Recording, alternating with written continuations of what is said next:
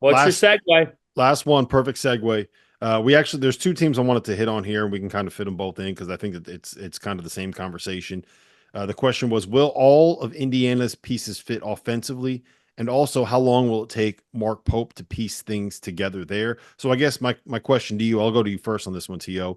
Indiana finding a way to be able to play not 17 big men at the same time together, or Mark Pope finding a way to get the big question I have with Kentucky is like, is it like a best defensive five, best offensive five? Well, who are you betting on to put things together for more likely, Kentucky or Indiana, T.O.? That was a shitty question, but you know what I'm trying to That's a good say. question.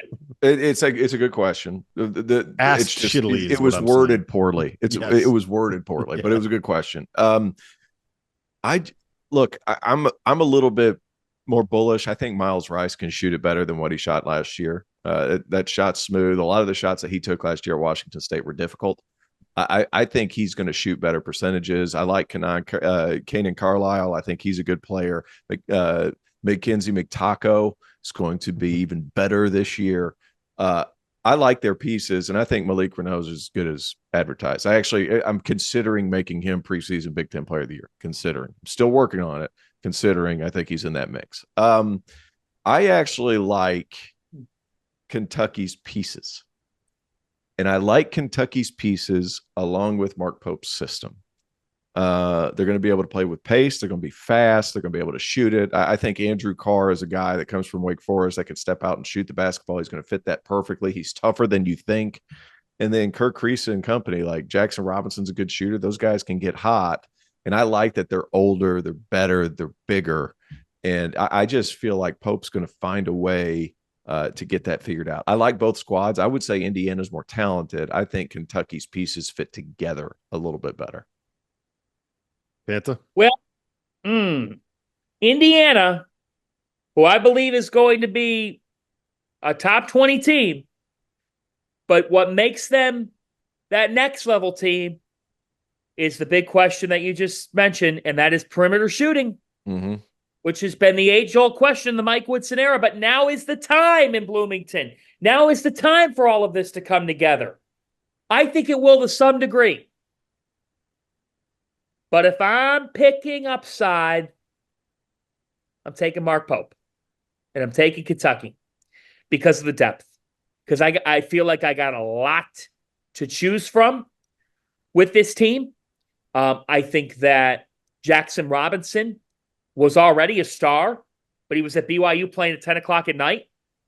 And I don't think the nation knows enough about him. That guy's a killer. He's going to be a pro. He is a tough, I don't know to what degree, but he's going to be on that radar. With think Kentucky, about like Lamont Butler and Ortega. Lamont Butler, Ortega away, tough guards who are hard nosed and defend at a high level. I think what you're willing to bet on Kentucky is to what degree you believe in Kirk Creesa really working out, Kobe Bray.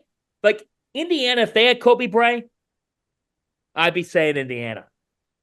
But Kobe Bray was a great pickup. The question for Kentucky is Kirk Creesa, what version am I getting? And number two, how does that front court mesh?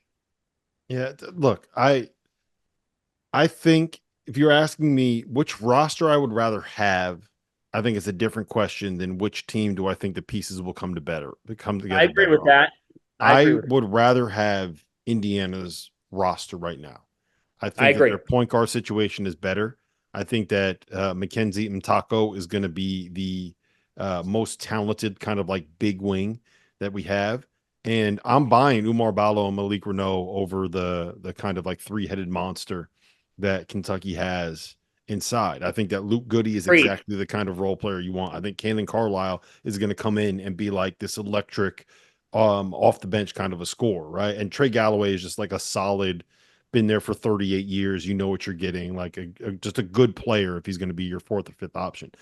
But I just don't think that we're going to see an Indiana team that plays Mbako where he needs to be played, which is kind of like as a four.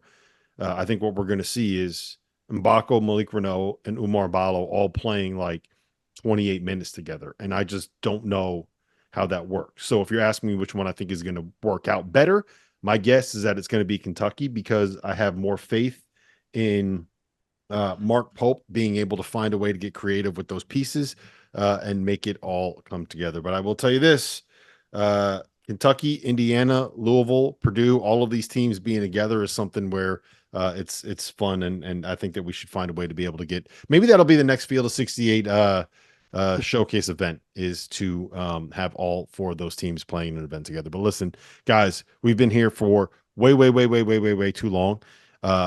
Fanta, I'm rooting for the best for your Browns, man, for your mental health, for your wife's sanity, so that you don't get kicked out of the HOA. And T.O., it's always a pleasure, man. Next time you come on, if you're not going to wear deodorant, you're going to have the sweaty pits, just don't give us this look too often, man. Look at that. There you go. That's how you know my man's been working. I work out every day, baby. I work out. Yeah, there you go.